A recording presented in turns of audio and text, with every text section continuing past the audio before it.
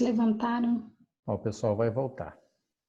Ei, bem-vindos, bem-vindas de novo.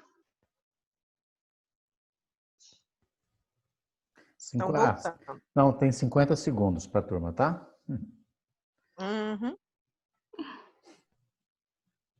Então a gente pode fazer nos passos juntas agora, né? Sim. A gente fez a memória, faz a suspeita e a desconstrução e reconstrução. Né, Gui? Aqui junto. É. Vai quietinho aí. Que bom, Analice e Alice aqui conosco. O Alceu, eu não tinha cumprimentado no começo, boa noite. Tudo bem? Boa noite. Vê se tem alguém novo aqui. Não, já tá. Voltemos. Demoremos, mas cheguemos.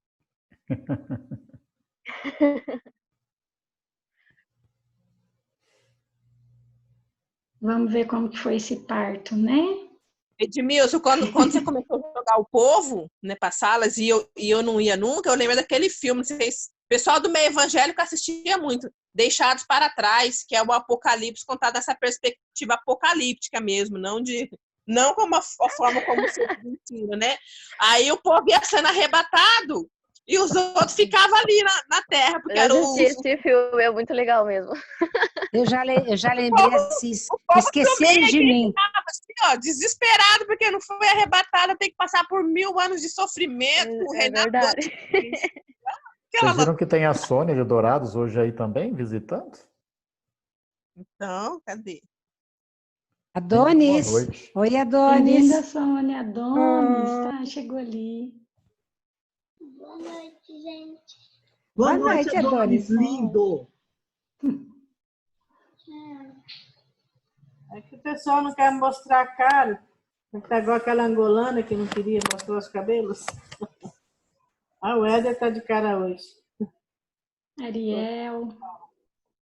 Voltaram todos, Ed? Eu já estava num grupo, de repente eu estava em outro. Né?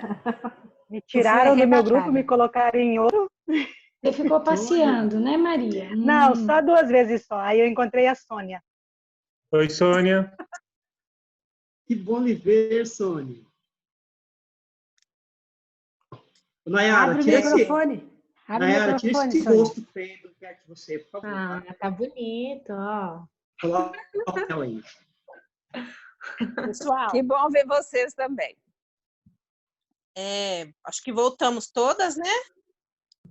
Agora, dando continuidade à nossa proposta, não sei qual foi a dificuldade de vocês, se foi tranquilo usar as ferramentas, mas aí a ideia é que uma pessoa de cada grupo ou mais, né, a gente vai controlando o tempo, possa trazer para a gente se conseguiu fazer os passos, né? E o que vocês suspeitaram, o que vocês desconstruíram e o que vocês reconstruíram, que novas possibilidades de leitura desse texto vocês encontraram aí a partir das perguntas, né, da suspeita, da desconstrução e da reconstrução. Aí eu vou deixar vocês aí à vontade para ver quem quiser começar a falar.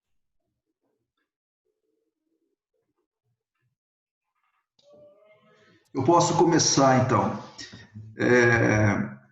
Foi muito bacana, eu achei, assim, seguir esses passos, né? Acho que a gente conseguiu fazer, sim.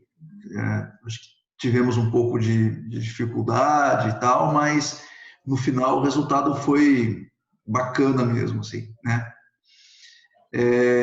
Muita coisa, assim, nós refletimos e tudo mais, assim. Sobre uma questão assim interessante, tem mais coisas, né? Vou colocar uma questão interessante assim, que o nome João é dado, né? Quebrando uma tradição, né? Então, e isso parte da mãe, né? Então, eu achei isso assim muito interessante, muito peculiar, né? Porque, por exemplo, o meu caso, por exemplo, mas acho que é o caso de muita gente, às vezes a gente nasce numa religião que tem regras, que tem normas, que tem dogmas, e a gente vai seguindo, e muitas vezes não entendendo, né? E parece que quebrar alguma regra, alguma norma, assim, é um pecado mortal, né? Não se pode, né? Então, isso é um pouco para a gente pensar, né? Religião tem que ser liberdade. É lógico que a gente vive em sociedade nós temos que estabelecer algumas regras, mas não podemos ficar escravos disso, né? Eu achei interessante esse aspecto. Aí, se mais alguém do grupo quiser complementar.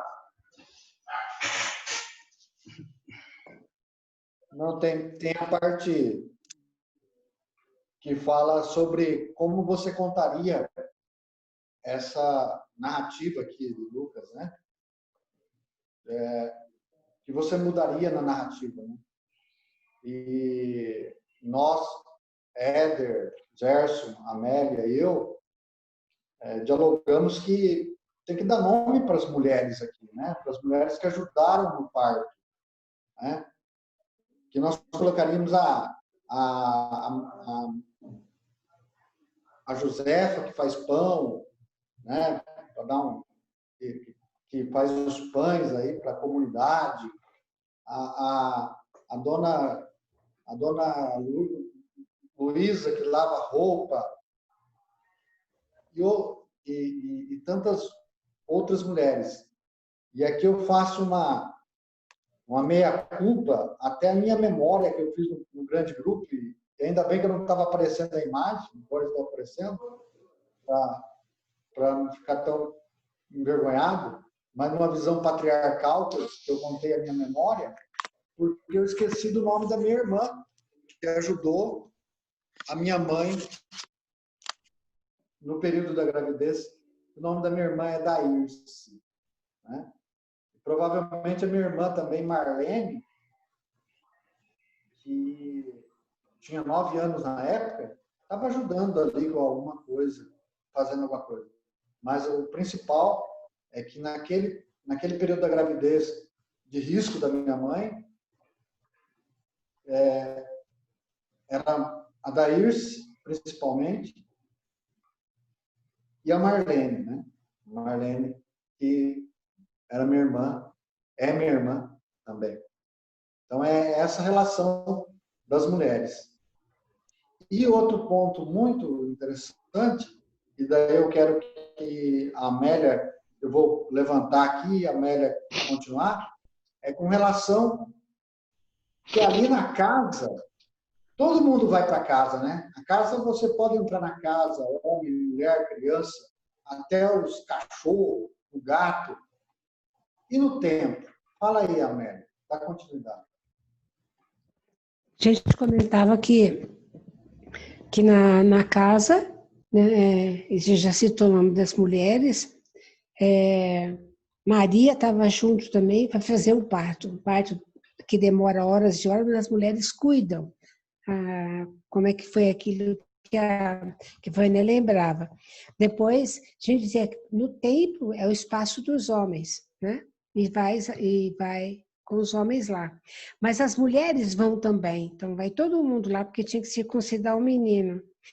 E na hora de pôr o nome, quando os homens chamam Zacarias para dizer como vai chamar Zacarias, as mulheres falam, nananina, não, aqui não. Né? E as mulheres é que falam o nome dele, é João. Né?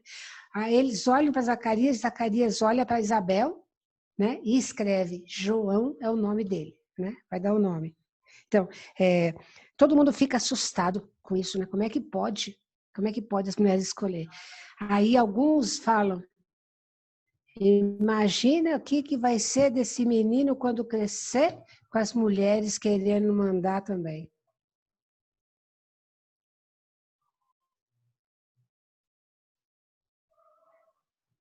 Você falou das vizinhas, e aí eu lembrei do texto de Ruth, né? Que as vizinhas é que dão o nome? É Ruth? É. Quando ela tem o filho, né? As vizinhas é que dão o nome lá. Isso mesmo. Chama o Bed, né? Servo, tal. São as vizinhas realmente que dão o nome para o filho da Ruth. Ô, Amélia e Oi. pessoal, Interessante você ter citado essa questão de o que vai ser desse menino com essas mulheres se levantando aí, achando que tem vez e voz, né? E foi justamente isso que eu compartilhei no nosso grupo, né? Que nós ficamos, com o Edmilson, a Isli, depois chegou o Gui, a Lu. E aí, porque é realmente isso que acontece, né? E eu compartilhava com o pessoal que eu ouvi muito isso, eu e a minha irmã, sendo a minha mãe independente, né? Criou as filhas sozinha, e as pessoas falavam isso, porque você, tua irmã, vai ser igual a sua mãe, sabe assim? Porque minha mãe das 5 filhas foi a que não casou, teve filhas, mas não quis casar, bancou isso, né? Trabalhou, pagou as contas, enfim, criou a gente. E eu contava pro Edmilson, pro pessoal lá, que eu entendia a maldade de quem falava, entendia pelo tom de voz que ser igual a minha mãe não era uma coisa boa, mas na minha cabeça não fechava a ideia, porque ser igual a minha mãe não era uma coisa ruim para mim. Minha mãe era uma mulher íntegra, trabalhadora, honesta, uma mãe incrível. E eu falava, por que eles estão falando isso? Não estou entendendo. Eu entendi a maldade do que eles diziam, mas não entendia por que tinha um problema ser igual a minha mãe. Então, assim, aí eu falei que uma das coisas que o texto falou comigo foi justamente sobre essa parte, né? Porque assim como as mulheres ali, elas, vamos dizer assim, subverteram a tradição e, enfim, quebraram as regras, a minha mãe também, de certa forma, fez isso, né?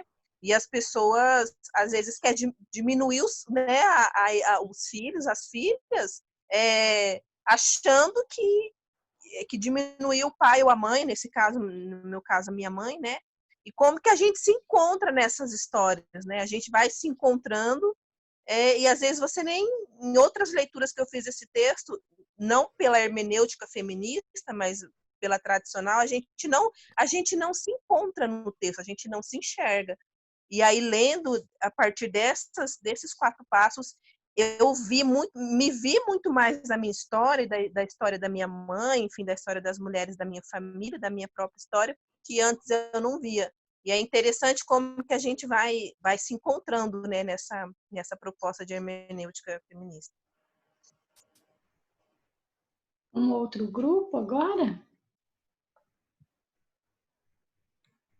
No nosso grupo, é a Nayara, a Patrícia e a Alzenir, nós falávamos que a Isabel antes era velha, né, estéril, e ganhou a chance de ser mãe. Né? Deus deu uma oportunidade para ela se manifestar também. Então, e quando ela, né, lá no templo, na circuncisão do menino, ela, na hora de escolher o nome, ela dá um não tão seco, né, que os vizinhos, as pessoas que estavam ali, queriam seguir a tradição. Né? E, no entanto, ela diz um não tão seco, né, que o Ariel falava, parece que ela, né, queria romper com todo mundo. Né? E aí a gente conversava também, ela foi empoderada por Deus. Né? Ela recebeu a chance percebeu que ali era a chance dela gritar, dela falar mais alto, dela, né, se colocar, se manifestar. Então, a gente reescreveria, né, essa história, né, colocando, né, que as mulheres, nesse texto, as mulheres foram empoderadas, né, através de Isabel.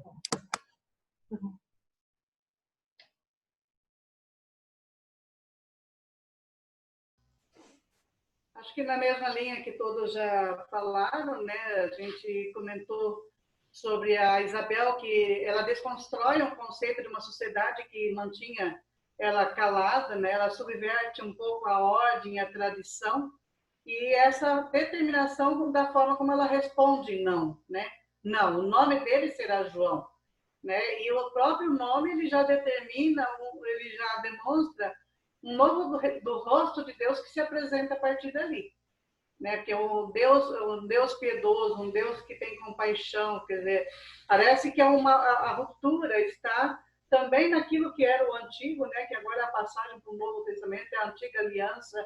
Essa passagem, ela rompe com essa tradição, né, e ela apresenta um novo rosto de Deus através do próprio nome de João, e subverte essa ordem, né, e rompe com o silêncio também, que começa desde a casa, né, e depois no templo, porque no templo é o espaço da fala do homem, né, e ali quem fala é a mulher. E ela não pergunta para o Zacarias se ele concorda ou não, ela responde pronto. Né? Os outros é que vão, e daí? É isso mesmo? Né? Ele que tem que dar a última palavra, né? Mas a palavra já foi dada. Até a gente comentou, o anjo atribuiu o nome lá na anunciação, né, de João, e essa negociação deve ter durado 9 meses, né? Para poder manter até o dia do nascimento, mantém o nome de João. Então, essa nova relação que foi se construindo, né, a partir da casa e agora no templo, onde a mulher fala, né, ela que dá, é a porta-voz, ela fala, e ele, como sacerdote, como pai, o homem, ele se submete, ele aceita, né, então... E quanto à questão da reconstrução, a Múria, estava eu, a Laodiceia, a Múria e a Marilda, vocês têm alguma coisa? Porque muita coisa já foi falada, não sei se precisaria estar repetindo, né? Mas a Múria fez lá uma reconstrução também, tem alguma fala sobre isso? É um fato curioso. Lá no capítulo 1, versículo 13, que a Esli contou para nós, começou contando, ela fez uma retrospectiva. Lá acontece toda aqueles efeitos lá no templo, então o anjo já fala que o menino vai se chamar João. Lá no capítulo 1, versículo 13. Aí parece que à medida que a história caminha, alguém está querendo mudar o curso dessa história. E a Isabel fala, não. É como se ela falasse que negócio é esse de ir contra o que, sei lá, Deus sopra, ou o Espírito sopra. Esse não. Hoje eu pensei isso, assim, conversando lá no grupo. Ela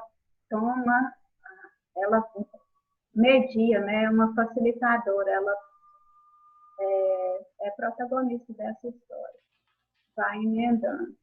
É como se fosse nós, porque também o texto é pago, queriam dar-lhe o nome de Zacarias, parentes e os vizinhos, né? Então é como se ela falasse, mas que negócio é esse de não se deixar guiar pelo Espírito? Sei lá, uma coisa assim que eu pensei. Que eu conversei lá no grupo. E a gente conversava, mas aí ouvindo o grupo anterior, e agora eu vou ser rápida. Então, ouvindo o grupo anterior, eu vou soltar, meu coração ficou mais calmo, porque quando eu trabalho com criança, eu não gosto de olhar para a criança como piraceiro. Então, aqui na edição, na Bíblia de Jerusalém, no último versículo, é que virá a ser esse menino. É porque não olha para a criança como criança no tempo presente, mas como projeto futuro. Mas aí, a partir da partida do grupo anterior, é bem interessante olhar desse jeito para esse versículo. A gente conversou isso no grupo também.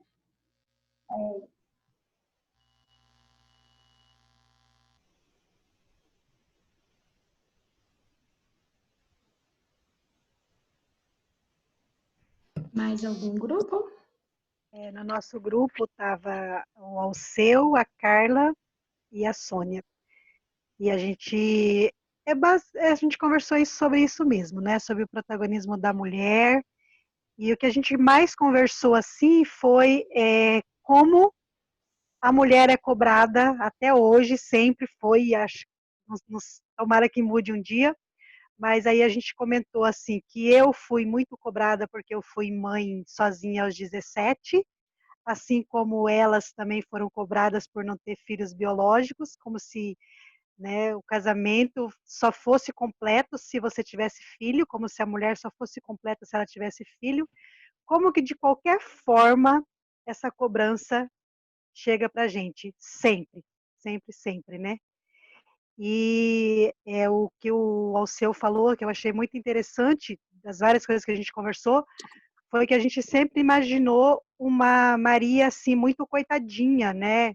Eu imaginava isso assim, que ela disse sim, mas eu não via esse sim como força, mas somente obediência.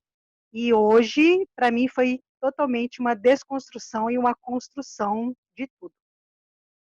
Aí, se alguém mais quiser falar do grupo.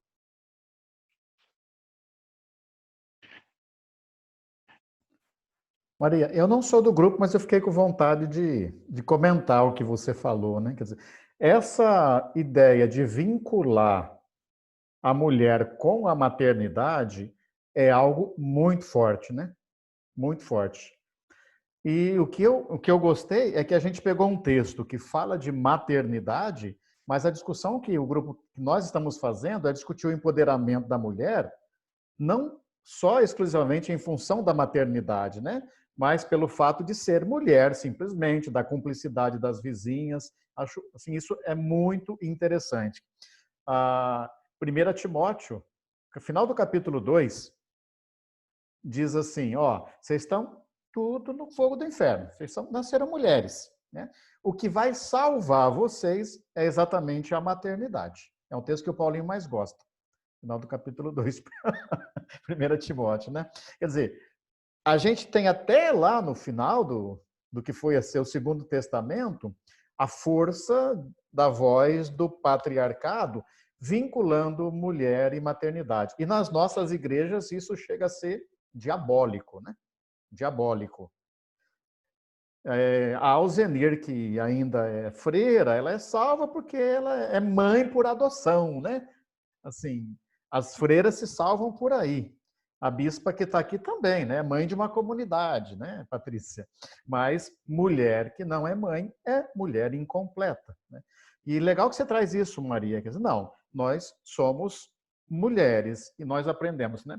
O que o pessoal no grupo me chamou a atenção foi perguntar pelo papel do macho Zacarias, né? Para mim foi muito interessante. Eu fiquei, que tipo de homem sou eu e como é que eu vivo a minha masculinidade?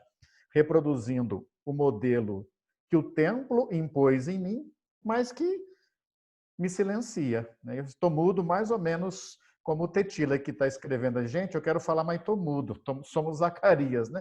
E o espaço da casa, no diálogo do serviço partilhado, me devolve a palavra. Obrigado. Eu queria trazer o empoderamento da mulher no sentido de perguntar sobre a profissão de Maria. Alguém leu alguma coisa nos evangelhos sobre a profissão de Maria? Se Maria ficou com Isabel mais ou menos 3 meses, ficou até o menino nascer, será que ela só trouxe para nós Jesus? Será que ela não ajudou no parto? Será que ela não... nós temos aqui em Curitiba bastante forte o empoderamento feminino no sentido das doulas, que são as antigas parteiras. Mas as doulas, elas trazem também junto o sentido de organização, o sentido de trato com a vida, do cuidado com a natureza, com a holística, com a energia vital. Será que Maria só trouxe Jesus? Será que ela só cuidou da casa depois? Será?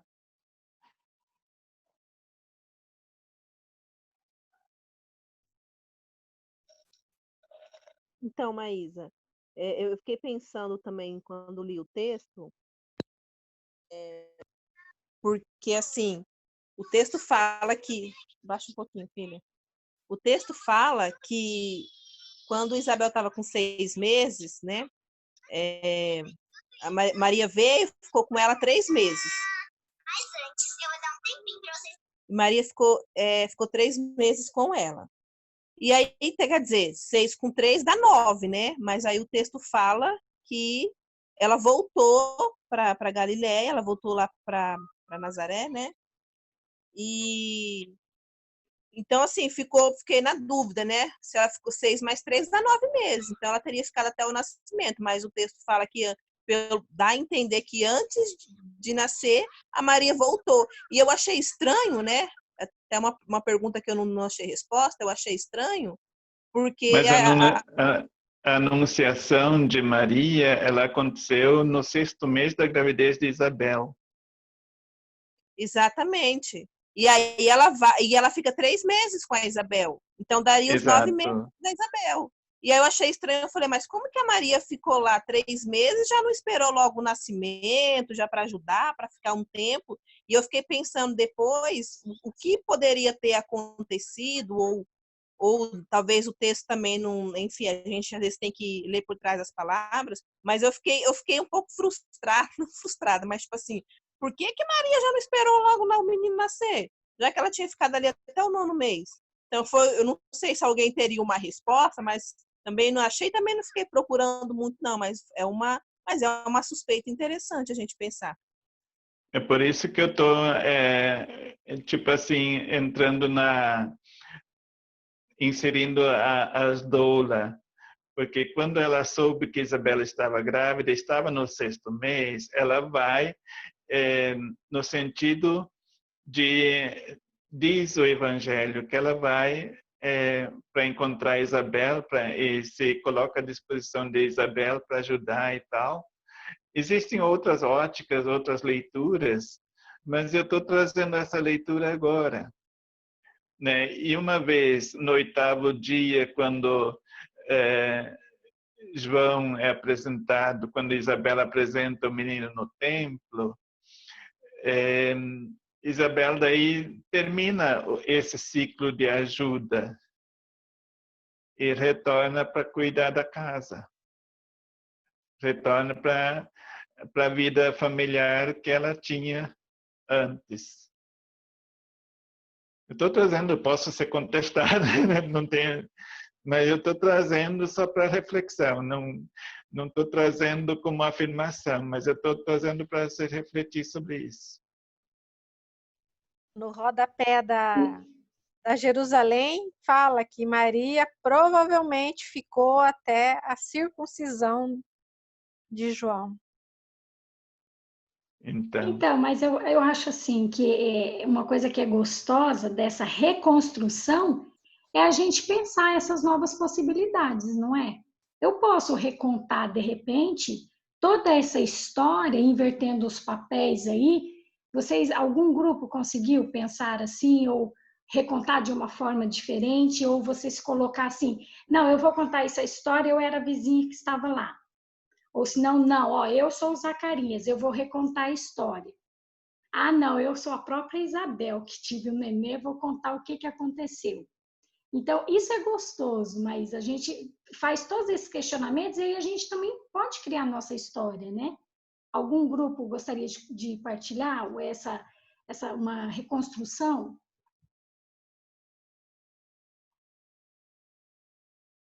Eu quero. Eu acho que é mais ou menos assim. Tava todo mundo lá em cima do guri e por força da tradição foram circuncidar ele. Todo mundo dando palpite no nome da criança e queriam que ele se chamasse igual o pai, mas a mãe não aguentava mais o pai. Agora não se sabe se era por causa do nome ou se era por causa dele mesmo. Eu acho que é pela segunda, né? Enfim, Deus é tão bom com Isabel que teve que fazer o homem ficar mudo, porque ele só falava abobrinha. Aí ele só voltou a falar depois que ele concordou com a Isabel. Então Deus falou, agora sim, meu filho, agora que você concordou com a sua esposa, com a sua companheira, graças a Deus, até que enfim, demorou tantas décadas para isso, agora você volta a falar de novo, seu vacilão. Mais ou menos assim. O Ariel. E ela falou assim, ele não. É isso aí. A Ariel sabe bem que aconteceu o mesmo aqui em casa. Ariel, mas você brincando assim, eu achei muito interessante, porque se não me falha, a memória, Sacaria, tem a ver com memória de Javé, né? Uhum. Sacar é o velho, é o idoso, o que tem a barba. Quer dizer, você pode traduzir o nome Zacarias como memória de Deus. E a gente começou o encontro fazendo memória de Deus, não pelos Zacarias, mas pelas mulheres, né? Quer dizer, muitas vezes a memória que é passada para nós não é a memória que precisa ser contada. Então, Zacarias, cuida com o teu nome aí, que nem sempre a memória que vem pelo sacerdócio oficial é a memória que nós precisamos recontar. Obrigado, viu? Cuida da barba. Vou tirar hoje. Mais alguém? Bom, para fechar ali o que o grupo discutiu, na verdade eu lembro, estava no grupo a Graciela, a Keti, o Paulo, e gente, eu esqueci A o Maria. nome. Eu esqueci, a Maria? Maria Esqueci o Borges. nome da outra moça. Bom, começando aquela hora, antes quando vocês estavam discutindo, né, se Maria tinha ficado, tinha ido, eu brinquei aqui, né, eu falei assim, se fosse eu, Analice, teria ido embora antes do menino nascer, porque eu já estava esperando não ia querer ficar aguentando um chorando, porque daqui uns meses eu que ia aguentar um chorando, então eu iria mesmo, antes do menino nascer. Mas assim, brincadeiras à parte, dentro do grupo a gente fez uma discussão, essa questão do nome, e a Graciela, ela compartilhou uma coisa bacana com a gente, que é essa questão de outras nações, né, no Brasil nem tanto, mas outras nações, e ela citou a dela, né, nação paraguaia, dessa necessidade, quase uma obrigação da mulher receber o nome do marido, né, partilhar, e ainda o nome vem acompanhado tipo de uma preposição, como se fosse a Maria do José, né, a Alice do Wilson, né, alguma coisa assim, o sobrenome vem com uma vinculação ainda de uma pertença, aquela mulher pertence àquele homem.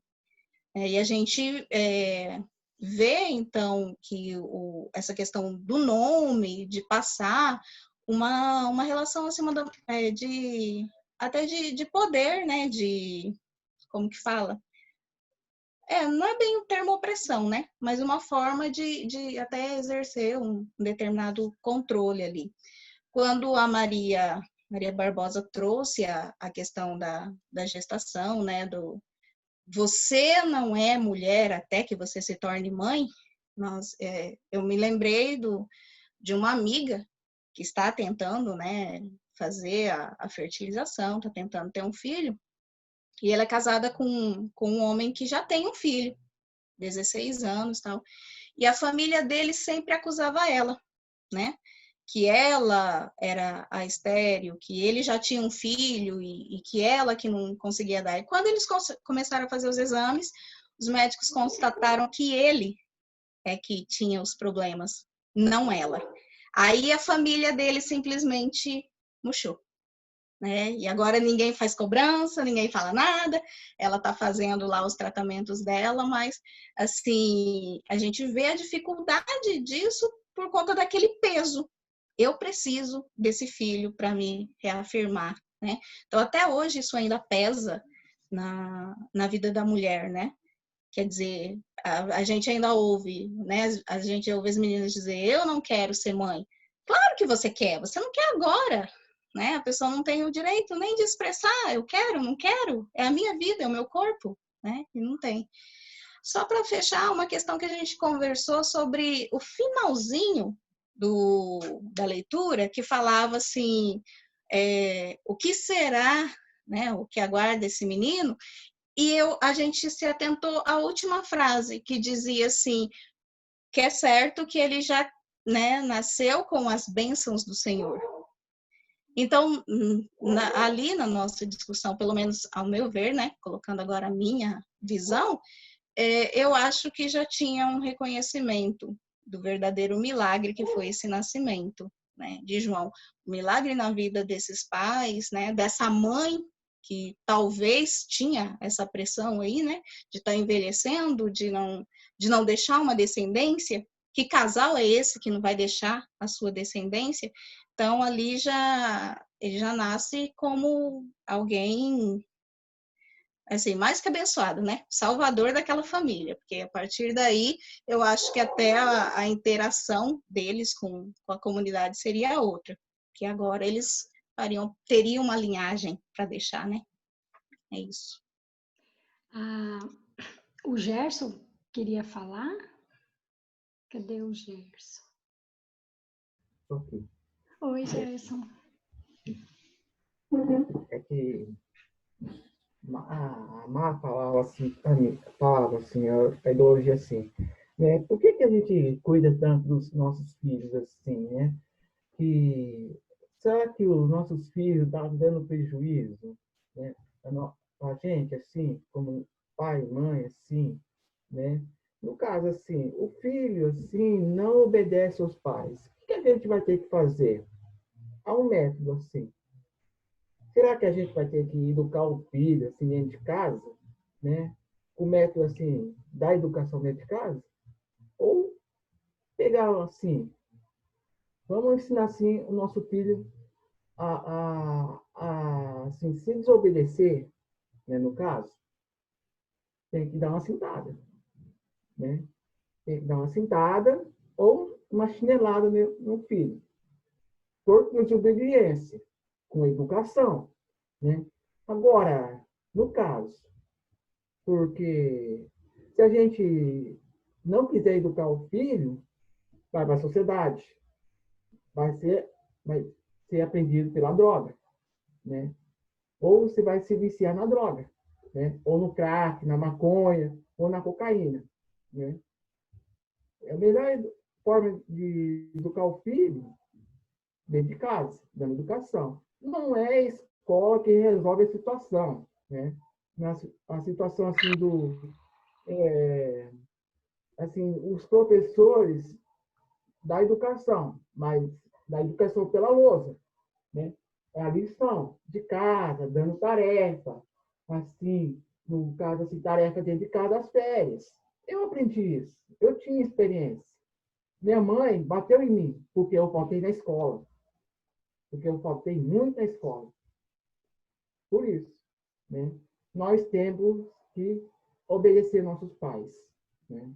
Infelizmente, nós temos que obedecer, né? Não fazendo coisa errada. Está no Provérbios, está na leitura dos Provérbios, isso aí.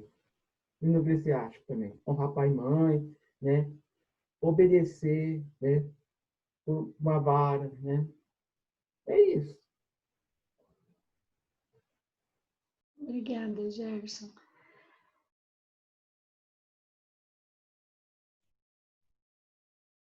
Eu estou aqui pensando, você falou da questão dessa questão da educação, né?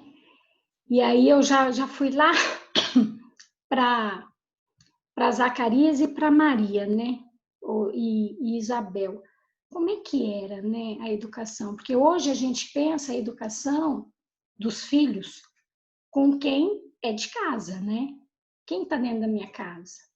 Quem convive? Quem partilha comigo? Como é que essa educação, para mim, ela se dá no coletivo, no conjunto e no amor, sempre, né? Então, independente da conjuntura familiar aí, né? E eu acredito que quando é feito com amor, o respeito, ele vai sendo... A gente não ensina, né? Ele existe, ele acontece. Mais alguém gostaria de partilhar? A gente já está 8:55, quase finalizando.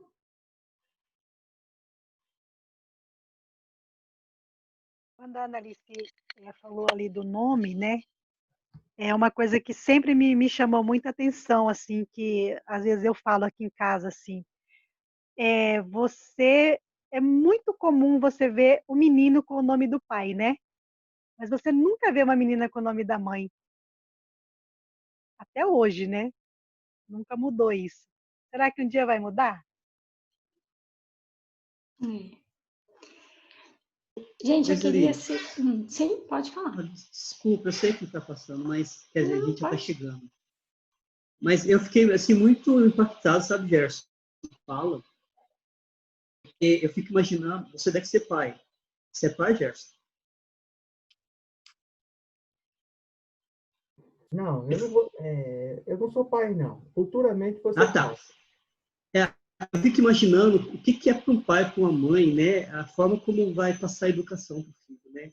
Que talvez ele e ela acha que seja a melhor forma possível. Pode ser, né? Mas eu fico me questionando, sabe, Gerson? Não sei se até que ponto com violência que a gente resolve as coisas, sabe? Agora, a gente vindo, quando a Esli coloca aí sobre a educação, né, partindo de Zacarias e de Maria, você falou assim da tradição. Então, se há um convívio entre eles, desde menino está vendo como estão sendo as coisas, esse livro você tinha colocado agora um pouco na base do amor, né, Esli? O diálogo também. Eu acho que se a gente puder tentar o máximo possível, na base da conversa, principalmente com as crianças. Eu trabalho numa escola, sabe?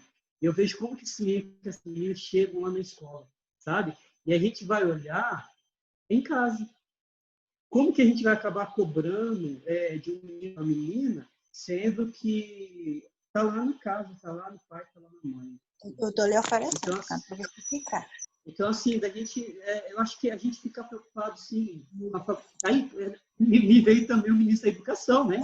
Com a técnica dele. Deus me livre que venha a técnica dele, né? A fala dele, defender a palmatória e outras coisas mais. Então, eu acho assim, logo no começo do vídeo, eu coloquei, logo no começo da nossa fala, conversa, eu tinha colocado que uma das coisas que me chamou a atenção era o que vai ser quando crescer? A forma como a gente é adulta, a gente acaba determinando, moldando a criança depois. Então, a responsabilidade está com a gente, mais com a gente. Então, a forma como a gente vai fazer isso. Grato. Ok, obrigada, Marildo. Bom, gente, a gente vai chegando nos finalmente. Eu queria só, assim, de repente, 2 pessoas só, assim, para falar, para a gente fazer esse fechamento, essas impressões, o que você está levando, o que você sentiu desse nosso bate-papo hoje, desse nosso exercício de hermenêutica feminista.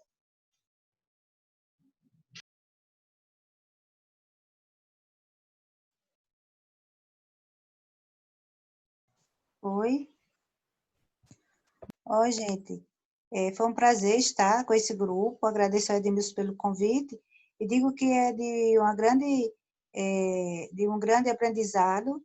Então, o que esse momento repassou para mim foi realmente essa questão de cada vez mais a gente se aprofundar e buscar esse entrosamento, descobrindo, né, cada vez mais o empoderamento da mulher. Então, nesse momento, eu acredito que foi muito bom para mim, digo por mim mesma, né, aqui. E, mais uma vez, agradeço o convite do Edmilson. Boa noite a vocês. Obrigada, Leudiceia. Você está convidada toda terça. A gente se reúne aqui para conversar, para trocar, para aprender. Seja bem-vinda. Obrigada. Eu senti, assim, que a transformação, né, muito forte nesse contexto aí. Porque uma transformação que ela expandiu de forma coletiva. Então, a questão da opressão, né, a questão da submissão da mulher, né? Quando a Maria colocou, né? Nunca vai mudar, nunca vai ser o nome, né? Então, eu vejo que aí as mulheres tiveram atitudes de mudança, de transformação, né? Muito forte, e saiu do pessoal, entrou o coletivo, o social, né? Então, para hoje, né, muito forte para nós, essa questão da transgressão, mas não só pessoal, coletiva, né? Me marcou bastante. É isso, gratidão. Obrigada, Lúcia. Isli, Sim? No meu relógio já são 9h01. Depois quem quiser continuar, tá, na sala, a gente vai fazer um fechamento. E se alguém quiser continuar, para a gente continuar o bate-papo, fique à vontade. Eu só queria trazer um fechamento, né, que esse texto sobre a Isabel, o seu empoderamento, sobre as mulheres, sobre o coletivo, como a Lúcia falou, ele traz algumas propostas de esperança, de recomeço, né? No contexto da escrita de Lucas, né, a gente fala que foi escrita na segunda geração dos cristãos, né? As mulheres elas já estavam perdendo espaço como lideranças nas comunidades, né? O cristianismo estava se institucionalizando, os homens assumindo os lugares de poder, de fala, e a primeira geração ali que andou com Jesus sempre deu muita voz, muita vez às mulheres, elas lideravam comunidades, né? Não somente no espaço doméstico, mas elas eram voz ativa. E nessa segunda geração, no contexto em que Lucas traz essa narrativa, ou os autores, as autoras, as mulheres estão perdendo esse espaço, né, de liderança, estão perdendo esse espaço de fala, de poder. Então, e isso é importante, a gente trazer novamente essas mulheres para os seus lugares de fala, dar a elas, né, essa fala novamente que foi se perdendo com a institucionalização do cristianismo. Então, essa reflexão no texto de Lucas, né, todo o livro, né, mas especialmente esse que a gente estudou hoje, que traz uma proposta de um recomeço, de um renovo, de uma esperança, né, de que a gente precisa sempre repensar as relações, né? Nos dias de hoje, onde a Isabel era oprimida, marginalizada, humilhada, e ela, de certa forma, também é um protótipo do que a gente vive hoje, né? De mulher preta periférica tendo o seu pescoço quase esmagado por um coturno, né? E a gente pensar essas relações também, como desconstruir, como repensar essas relações humanas de forma que não soframos mais a humilhação, né? A opressão como Isabel vivia por ser estéril, enfim. E naquele contexto, a esterilidade era da mulher, né? Como a colega trouxe para a gente, era da mulher, nunca se pensava que seria do homem. Então, o fechamento que eu queria trazer era nesse sentido, né? De como as mulheres estavam perdendo espaço, mas ao mesmo tempo elas continuavam lutando, né? Para continuar tendo sua voz, sua vez. Eram resistência numa religião que queria sufocá-las, relegá-las a um lugar de silêncio, mas elas resistiram, e o convite é esse, que a gente continue resistindo, que a gente continue buscando, que a gente possa continuar tendo esperança e se levantando mesmo diante da injustiça, diante da opressão. Às vezes não é fácil, mas que a gente continue, tá?